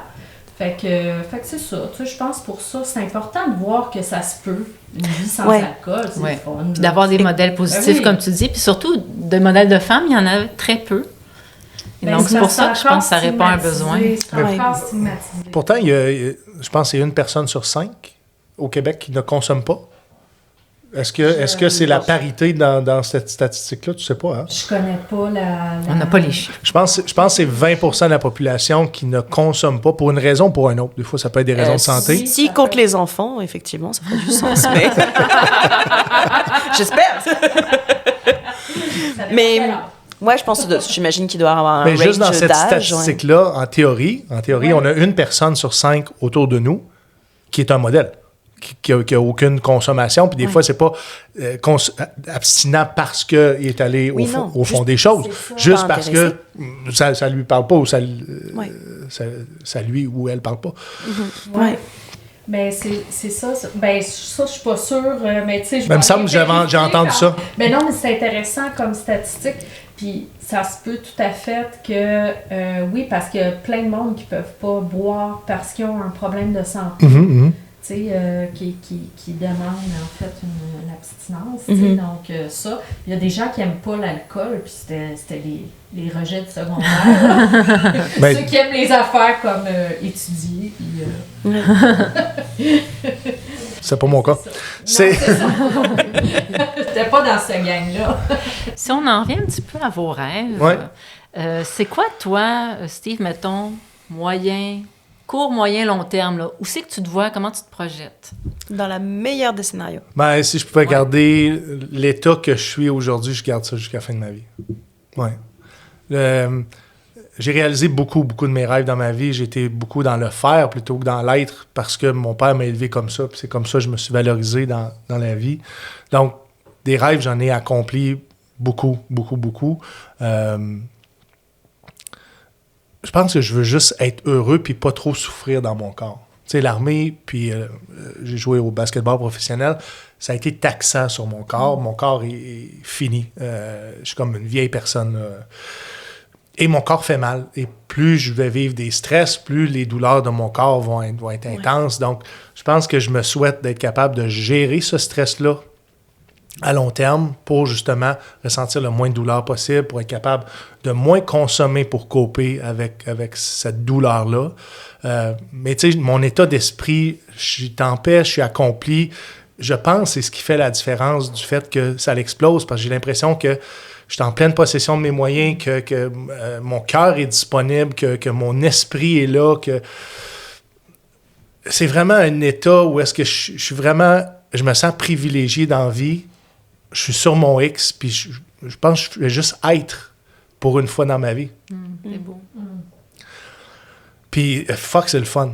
C'est vrai. Je comprends. C'est le fun. C'est ça qu'on veut tout, dans le fond. Ouais. Être. Ouais. C'est tellement simple, mais compliqué à la fois d'arriver à ça. J'ai des complications parce qu'au travers des arts de la scène puis d'être une personnalité publique, parce que oui, je suis un artiste, mais je pense que je commence à devenir une personnalité publique qui est différent un petit peu de juste d'être artiste. Ben, je sais même pas si je m'en allais avec ça. C'était quoi ma prémisse d'abord? Tu disais qu'il y avait des complications. Oui, la complication, c'est que dans ce processus-là, ce que j'ai pris comme décision d'être dans l'armée, bien, tu sais, quand j'étais TQ, je voyais les Américains revenir du combat, prendre leur retraite, puis d'être vraiment bien supportés, puis d'être accueillis, puis que les gens leur laissent leur place, tu sais, dans la société. Dans la société québécoise, c'est pas comme ça. On n'a pas la même relation avec les hommes puis les femmes qui ont fait ce choix-là. Même pas encore, je le répète, un choix à un âge où est-ce que t'es pas en pleine possession de tous tes moyens, puis t'as aucune idée de la politique, t'as aucune idée de la nature de l'ouvrage. Fait que... ramène-moi encore où est-ce que j'étais. Il y avait des complications. C'est ma tête. La complication, c'est justement, le Québec a de la difficulté à supporter ses vétérans. Beaucoup d'indifférence, tu l'as dit tantôt, je suis indifférence face à ça. Même je me pose des questions à savoir, oui, on devrait avoir une armée, mais est-ce que c'est bien ou mal? Et le Québec, malheureusement, a une mauvaise relation avec l'armée canadienne. Et encore aujourd'hui, après plusieurs générations, c'est encore présent dans la société. Puis je vois beaucoup de gens soit être complètement indifférents et ne pas vouloir s'intéresser, et d'autres juste être... d'avoir une appréhension, une haine envers l'institution, qui est une institution fédérale aussi. Et les gens associent, OK, les hommes et les femmes qui ont choisi ça, c'est tous des fédéralistes. Non, attends un peu, là, ça fonctionne pas comme ça. À 20 ans, je n'étais pas fédéraliste, là. Je voulais que le oui passe, moi. Tu comprends? Donc, les Canadiens français qui ont rentré dans les forces armées canadiennes, on lui prête des allégeances politiques. On pense que si tu t'en vas vivre ailleurs qu'au Québec, au Canada, c'est parce que t'es pas un séparatiste, t'es pas quelqu'un qui souhaite voir la culture canadienne-française. Puis je veux dire, la culture canadienne-française, c'est parce qu'elle appartient pas juste au Québec. La culture canadienne-française, éventuellement, se faire assimiler ou de souhaiter la séparation du Québec. Donc, tous ces préjugés-là, ben, je dois y faire face à chaque fois que je monte sur une scène puis que je dis que j'ai fait 20 ans dans l'armée. Parce que la première chose que les gens questionnent, c'est pourquoi il a fait ça? Pourquoi il a fait ça? Ça n'a pas de bon sens. Et ce qu'il a dû faire là-dedans, pourquoi il l'a fait? C'est parce que c'est pas une bonne personne. Fait que j'ai ce défi-là d'aller convaincre les gens que je suis une bonne personne, que je suis un Québécois, que je suis un défenseur de la langue française, que je veux appartenir à cette société-là québécoise, même si ce que j'ai fait dans la vie peut avoir été teinté de fédéralisme. Parce qu'au Québec, on est... c'est une société distincte.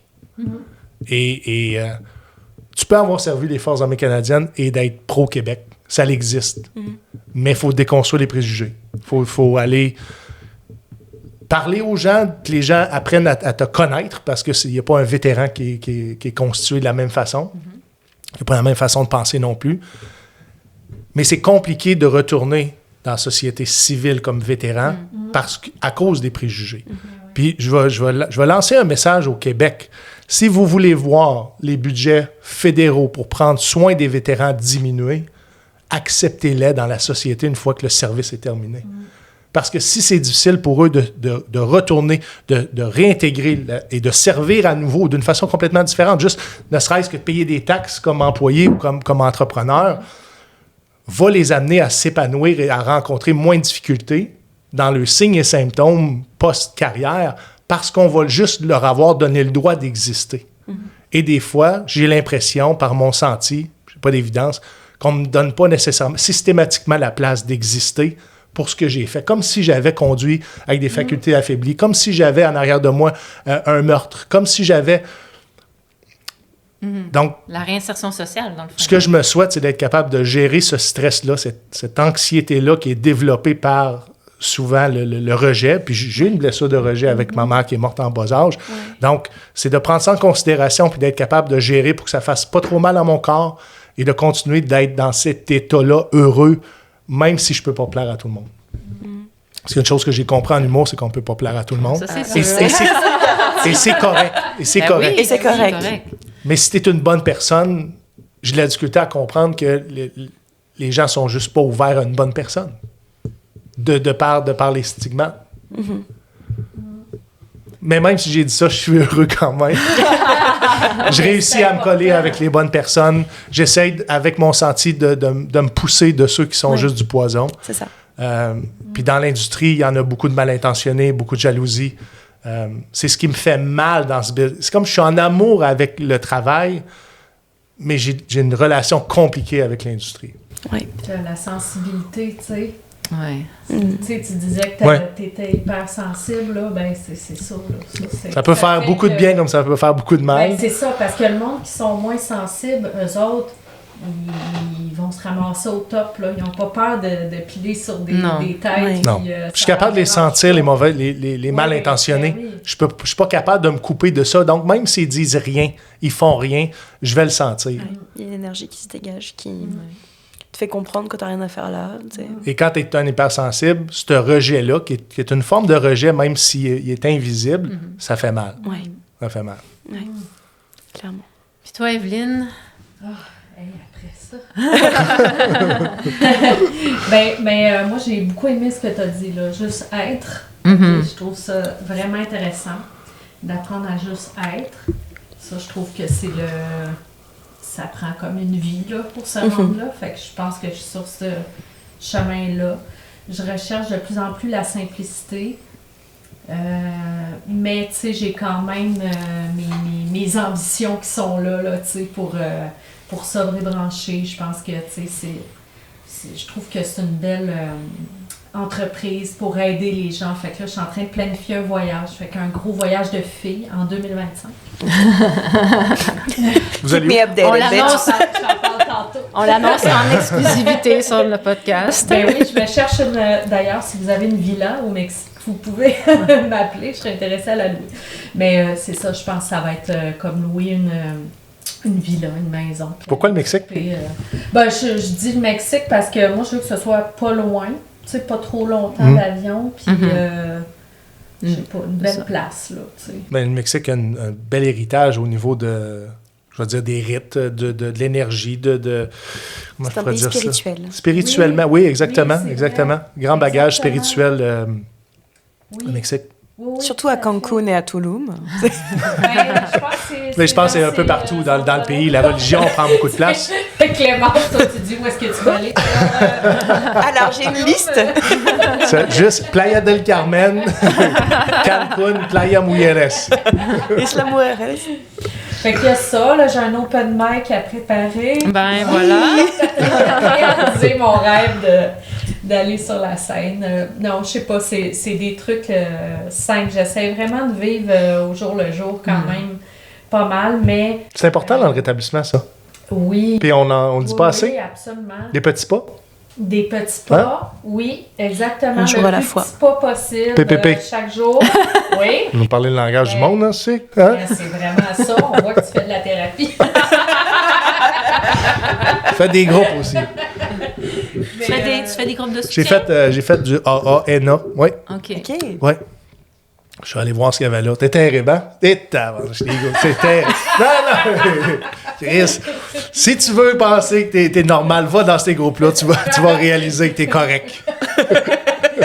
Tu vas partir de là avec 2 bières, tu vas être content. Ah oui, c'est clair. Moi, les fois que je suis allée dans les AA, j'étais comme, mon Dieu, j'ai pas de problème. Je sortais de là, je m'en allais au bar. 12 shooters. Ah. En tout cas, certains que j'ai fait, c'est des groupes de rechute. C'est de même, ça s'appelle. C'est un Les groupe. groupes de faites-vous ça ensemble. C'est comme le vendredi. Puis j'en ai fait aussi que c'était mixte. C'est encore pire. Oui, oui. Encore oui. pire, ça. Oui, oui, ben là, c'est Mix dans le sens où c'est pas la même... Hommes et femmes. Hommes-femmes, Hommes et femmes. ok. Et là arrive le jeu de la séduction au Ben milieu oui. de tout ça. Et ça ne fonctionne pas du tout. Non, ça ne non, fonctionne c'est pas. ça. C'est pour des raisons budgétaires, certaines municipalités n'ont pas le choix d'avoir des programmes. En tout cas, les organismes dans les municipalités ont des programmes Ouais. mix. Mais si, Mona, que c'est compliqué quand justement Ouais. la nature La humaine 13e revient au galop. La là. 13e étape. Tu sais, il y a les 12 étapes, puis la 13e, c'est se trouver une blonde. Ça, c'est les gars. Je pensais que tu repartais avec ta plante puis c'était fini. Tu couchais avec ta plante le restant de ta vie. La 13e. Ouais, tu pognes un bananier. Fait que voilà, les groupes mix, c'est ça. Mais non, c'est ça, bref, les rêves, non, tu sais, ça reste dans le très simple, quand même pour moi, malgré que, tu sais, je vais continuer à développer mes business, là, mais ça s'arrête quand même pas mal là. Mais tu sais, c'est drôle ce que tu disais aussi, à un moment donné, quand on arrête de vouloir les affaires, tu sais, moi, il y a beaucoup d'opportunités qui me viennent un petit peu de nulle part, tu sais, parce que j'ai commencé à parler de ça, comme venir ici, tu sais. Ouais. Pour moi, c'est comme toujours tellement des moments précieux, ça, tu sais, fait que d'échanger vraiment avec des personnes que j'aime ou des personnes que Moi, on tu réalise m'aimes- qu'on moi, a tu un m'aimes lien pas. familial, C'est puis ça. toi aussi. Ben oui, mais rencontrer des nouvelles personnes, je trouve ça Ouais. toujours le fun, puis tu sais, t'as tellement une histoire qui est fascinante aussi, là, tu sais. Ouais. Fait que moi, c'est ça. Puis, tu sais, mon podcast. Ouais. On Parce que c'est continue à ça. développer ça. Toi, tu as Sobre et Branché. Ouais, Tu fais le Sobrecast avec Marie-Lou. ouais. Marie-Lou Wolfe? Marie-Lou Lapointe. Marie-Lou Lapointe, c'est la propriétaire de la boutique Apéro à zéro.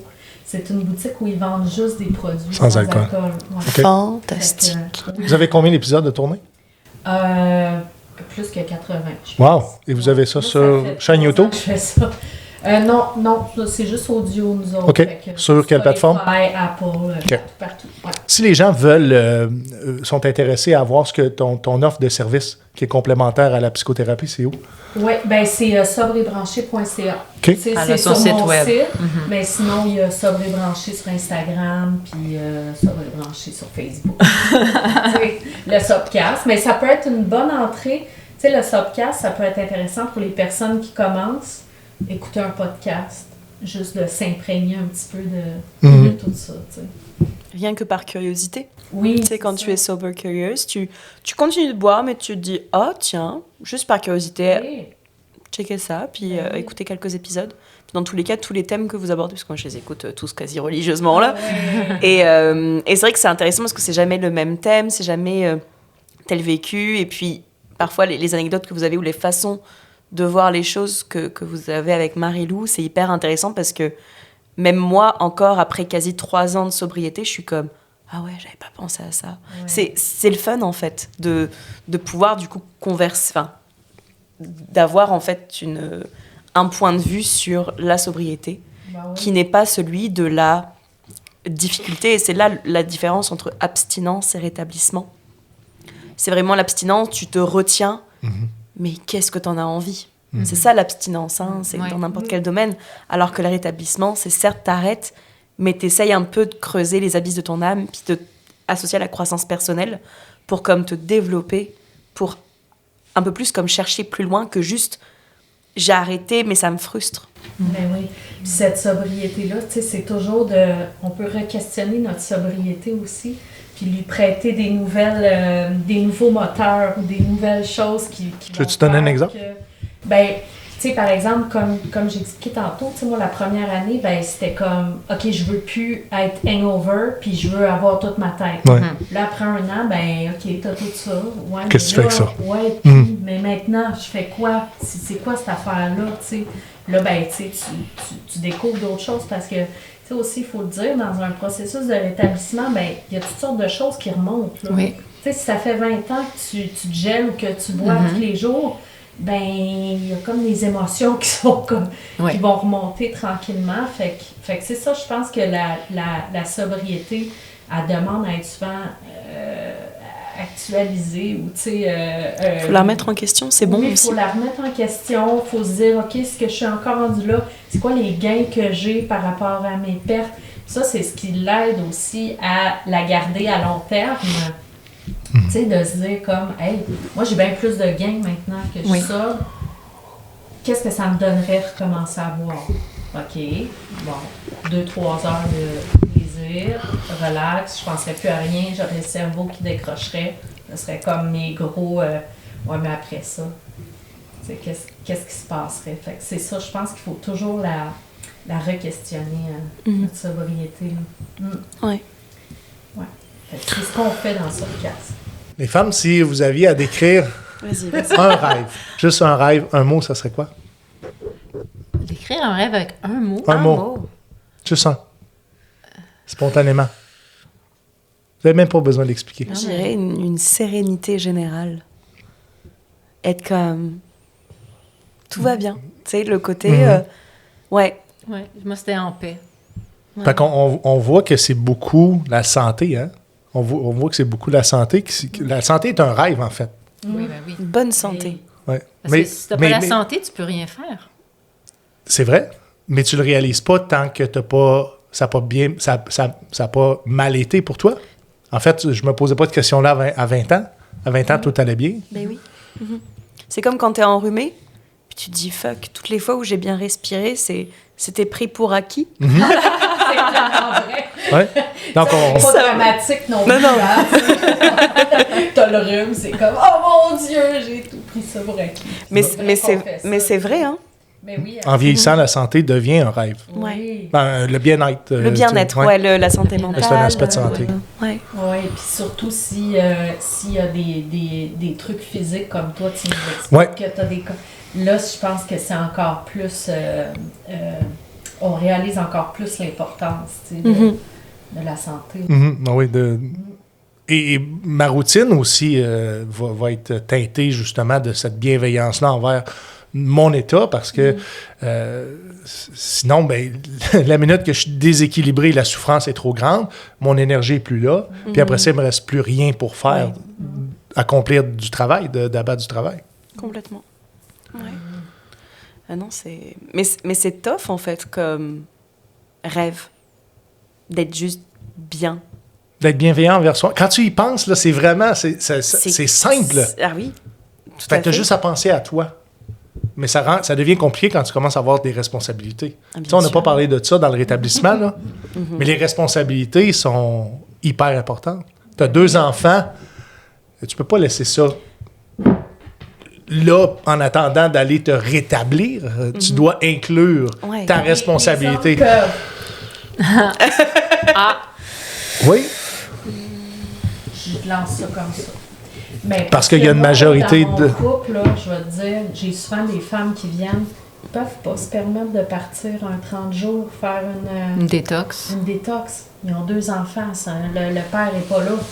Qu'est-ce que tu veux qu'il fasse? Par contre, le gars, lui qui veut partir, la femme, elle va tout prendre en main, tout va être beau, vas-y, va prendre soin de toi, mon beau Stéphane, vas-y.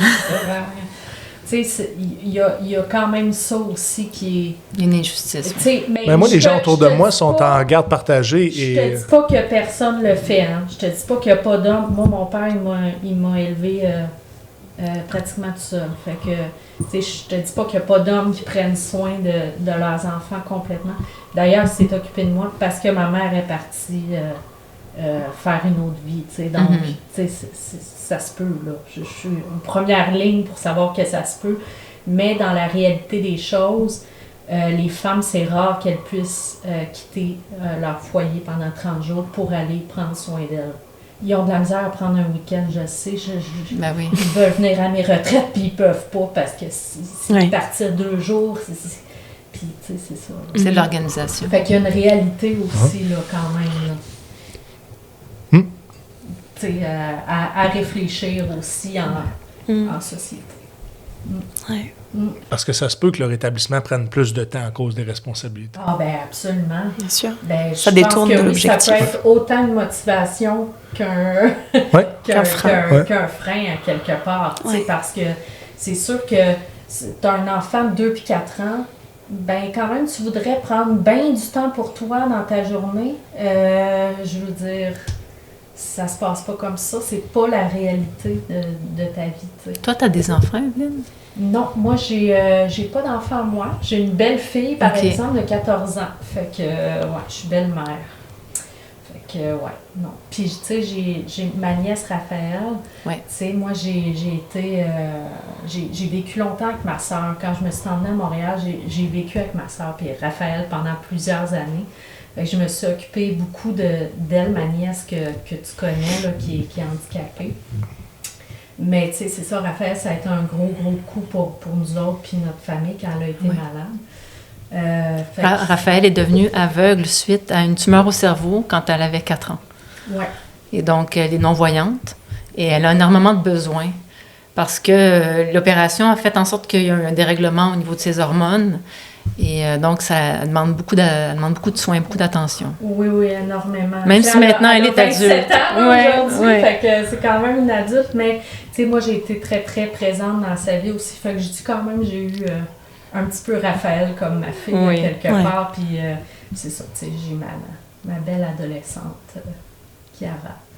Fait que c'est ça. Mais non, tu sais, mais je comprends la réalité d'une mère, parce que, tu sais, j'ai vu aussi ma sœur, tu sais, ce que ça lui a coûté, à Ouais. quelque part dans sa santé mentale, d'avoir une enfant qui était aussi maganée de la vie. Ouais. Fait Ouais, des que, grands besoins. Ouais. Fait que voilà. Mais c'est ça, tu sais, la réalité, je pense que c'est que les femmes ont quand même plus de responsabilités à quelque part. Ça reste une petite inégalité dans notre Ouais. société, tu sais. Mais ça veut pas dire que les choses changent pas, mais ça reste quand même... Puis il y a beaucoup de stigma, je trouve encore plus sur les mères qui consomment de l'alcool. Tu sais, c'est tellement mal vu. Ouais. Et d'un autre côté, t'as la culture Oui. des mommy wine Oui, sur que Instagram. c'est comme, oh my God, si je veux passer à travers ma journée, ça va me prendre ma bouteille de vin à soir. Tu sais, mes enfants me tapent ses mains. Il y a comme un petit peu ce discours-là. Puis en même temps, une femme qui a un problème d'alcool, c'est comme, ben là, tu sais pas t'occuper de tes enfants. Fait que, tu sais, il y a comme il y a beaucoup de non-sens par rapport à ça. De manière générale, il y a beaucoup Ben de oui. non-sens Mais oui. dans cette culture-là. Ouais. c'est Double ça. standard, comme on dit en bon français. Ouais. Mais ça tend à changer, je pense, les Ouais. choses. Mais tu sais, de déclarer que tu as un problème d'alcool aujourd'hui, ben tu peux perdre ton emploi, là. Pensez pas que ça se peut pas, là. Moi, j'en ai vu de Ah ça, ouais? là. Ah oui! Tu peux perdre tes assurances. Tu peux avoir toutes sortes de problèmes après, là, dans certaines entreprises. Ce qui est tout à fait normal, d'avoir Oui. des problèmes suite à un comportement qui n'est pas la responsabilité de ton employeur aussi. Là.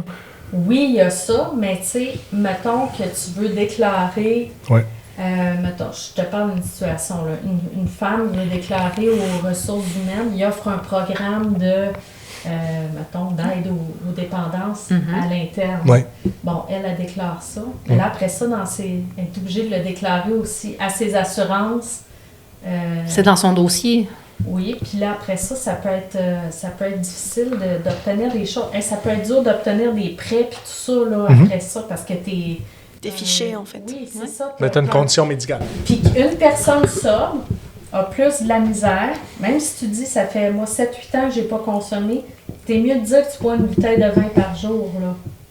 Parce que tu seras pas stigmatisé. Tu ne seras pas Absolument.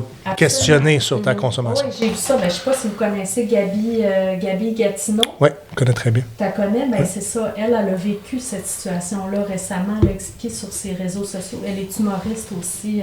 J'ai pas vu ça. Qu'est-ce qu'elle dénonçait? Je pense que c'est un truc d'assurance comme ça, où elle n'a pas réussi à obtenir une assurance parce que mais elle, ça fait 7-8 ans qu'elle est abstinente, là.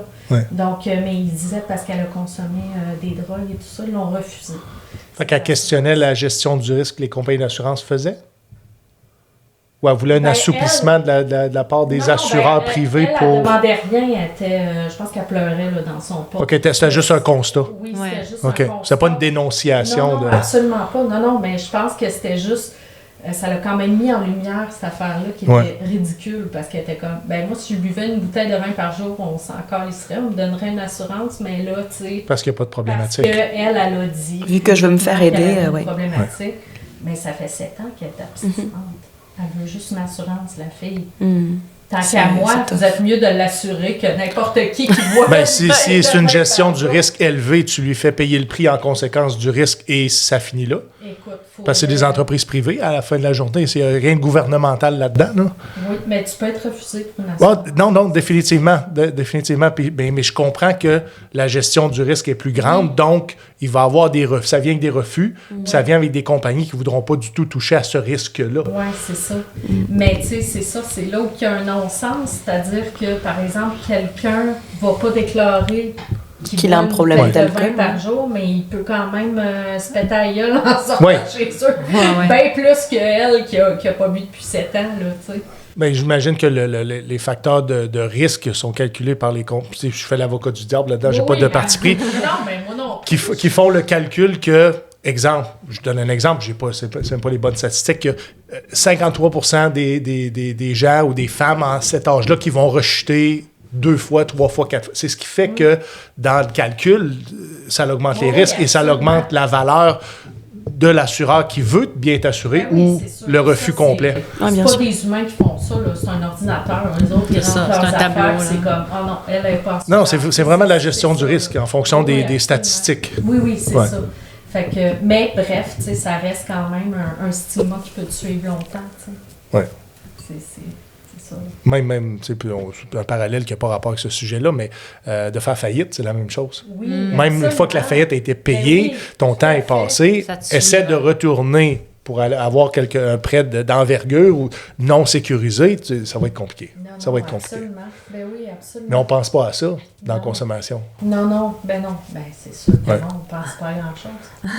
mais le statut, en tout cas dans le statut d'alcoolique, on te dit que tu es alcoolique quand tu oses dire que tu arrêtes de boire. Parce que tu as forcément un problème, parce que tu arrêtes de boire, alors qu'il y a plein de gens qui n'ont jamais arrêté de boire, mais eux, on les nomine pas comme des alcooliques. C'est parfois dans le fait de dire qu'on arrête. C'est là que tu as le label. C'est là que tu as le label, Alors que tu es un alcoolique fonctionnel pendant 40 ans, puis personne ne dit rien. Oui, absolument. Moi, mon beau-père était un alcoolique fonctionnel, il a toujours eu une job, tu sais. Je veux dire, c'était pas ça le problème. Ouais. On parle de stigmate. Le fait que je sorte de façon publique aussi pour dire que j'ai un problème de santé mentale, que je souffre d'un syndrome post-traumatique, est aussi un frein à certaines personnes. Ah oui? Oui, parce que je vais être considéré comme quelqu'un qui est malade. Et prends exemple, si j'avais, ça n'arrive pas, si j'avais un conflit avec quelqu'un, qu'est-ce qui serait facile à dédouaner, c'est le fait que j'ai un problème de santé mentale. Donc, constamment, c'est dans ma tête. Il ne faut pas que j'ai de conflit avec personne, parce que même si je suis justifié d'avoir le conflit, on va toujours me prêter que j'ai un problème de santé mentale. Ça, c'est dans ma tête. Ça, c'est un préjugé dans ma tête, mais c'est une réalité que quand tu sors de façon publique et tu as une étiquette, cette étiquette-là peut revenir contre toi et peut jouer contre toi parce que les gens vont avoir peur. Puis, tu sais, dans un de mes numéros sur scène, c'est ce que je dis. C'est que même si je suis sorti de l'armée, c'est pas moi qui ai choisi, on m'a diagnostiqué un syndrome post-traumatique, je suis pas un danger pour personne parce que j'ai fait de la psychothérapie. J'ai désensibilisé plusieurs triggers. Mais j'ai encore des déclencheurs, comme la chaleur, les explosions, les gars d'occupation double. Ça me ment tabarnak. Sur un fond de joke, c'est la réalité que on va te prêter des intentions, on va penser que tu as la capacité d'être violent. Même Mike Ward l'a mentionné de façon humoristique, mais il dit « J'aurais souhaité te voir sur scène péter une coche ». Ça fait partie des préjugés.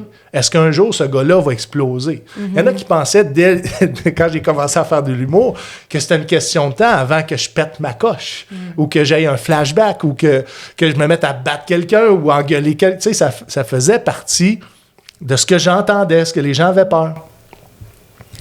Ça frappe l'imaginaire, tu sais, de quand même des histoires comme ça. Puis je suis un gros bonhomme. Je suis quand même imposant. Donc, ça aussi, ça peut faire peur. Ah oui, absolument. C'est là-dessus qu'on va devoir terminer le podcast. C'est déjà fini. C'est déjà fini. Ça a passé tellement vite. C'est passé super vite. Hein. On vous remercie énormément merci pour votre participation et d'avoir rendu cet épisode très, très enrichissant et très touchant. Merci pour ce que tu fais. Merci beaucoup. C'est vraiment gentil de m'avoir invité, même si j'ai pas rapport dans le milieu de l'humour, mais... c'est ça. T'as rapport, t'en as fait là 20 ans. Mais c'est ça le concept C'est du un podcast. open mic qui s'en vient. Puis t'as un podcast. Tout le monde sait que les podcasts associés à l'humour. Mais c'est ça le concept. On invite un humoriste et quelqu'un qui n'est pas du milieu de l'humour, puis on fait un mix. Puis c'est ça qui rend les conversations passionnantes. Merci beaucoup. Merci à beaucoup. vous, les Merci. filles. Puis c'était notre dernière fois chez Fania. Alors, on remercie Fania pour les Merci, 18, Fania. 18 épisodes qu'on a enregistrés ici dans ton studio. Et on vous dit à la prochaine. À la prochaine.